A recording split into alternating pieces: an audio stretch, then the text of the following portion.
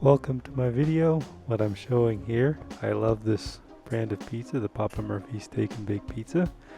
It has fresh ingredients and it's very delicious. However, I'm not a big fan of the crust. I find once I hit the crust, I tend to be disappointed.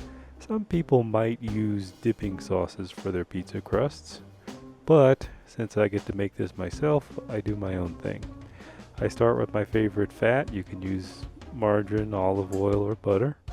And I also like to add a whole host of spices and seasonings to it to make sure I get a nice, exciting flavor when I hit the end of the pizza. So it doesn't take a lot. Naturally, the crust is very small. So you see what we'll start with. And we'll start with the spread. It works much better when it's in liquid form. So I use 2 tablespoons of this spread. And I think I'm going to have to put the camera down. Yeah, I'm going to put the camera down and put the other spread in. Okay, now that this spread is put in, naturally we want to get this into liquid form. So we'll want to put this into the microwave oven. And you can see it's just pretty much 2 tablespoons of spread. We'll put this in the microwave. You don't want to microwave too long because it boils and gets all icky. So in this case, I'm just going to push the 30-second timer button and I'll keep an eye on it and wait till it's melted but not too liquidy. When it's nice and melted inside the microwave, we'll be able to take it out and we'll add all the spices and the ingredients to it. See, it's starting to melt now. That's looking good. We want to get it out right before it starts to boil. And that's right about now. So we'll start with the black pepper. And that's 1/2 teaspoon. I'm sorry, 1/4 teaspoon of black pepper. Then next, my favorite, garlic powder. We'll use 1 tablespoon of garlic powder.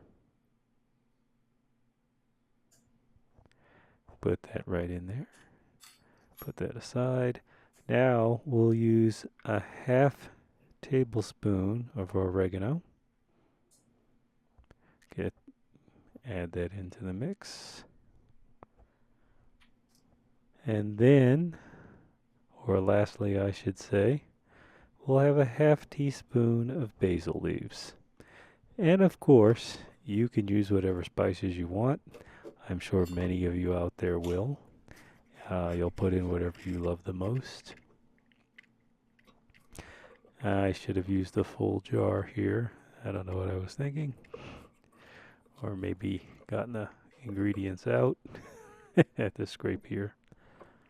Okay. We'll add that in. And there's your final ingredient. So now the next step is pretty obvious. If you've done a lot of cooking, you've got to stir it up. So let's see where we'll get the baster brush out. This works with the brush. You can also use a whisk or whatever your favorite tool is. And again, I'm shooting this with one hand. Okay, so I'll go back to stirring this up. We want to get it stirred up nicely so that it's homogeneous as much as we possibly can throughout. Give it a nice couple whisks.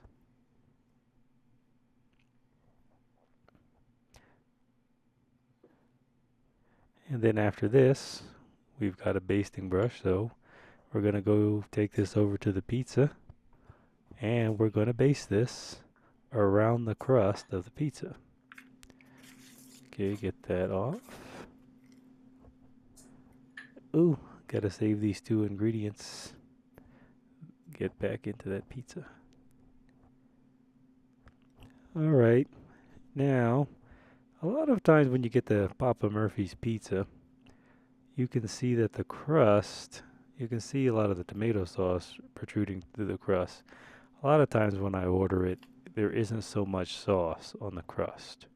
I guess maybe that shift was just really splattering it around the day I ordered it to make this.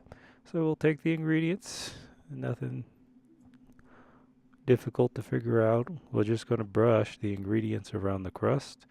Those of you looking at the massive amount of spices you see here, this is a large pizza, and you can really see that the mixture I made can probably be cut in half.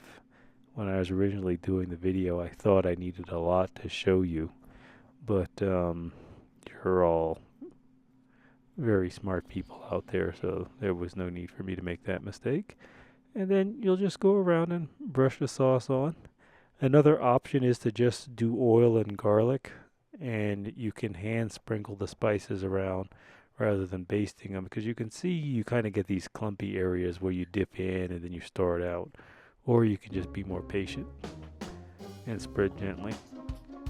So now you want to bake the pizza, and once it's done, you get this beautiful golden brown crust all the way around, except for the area I left white. You can see the difference. And when you hit the end of this crust, you'll be in heaven, especially when you use your own favorite spices. And this pizza is ready to eat.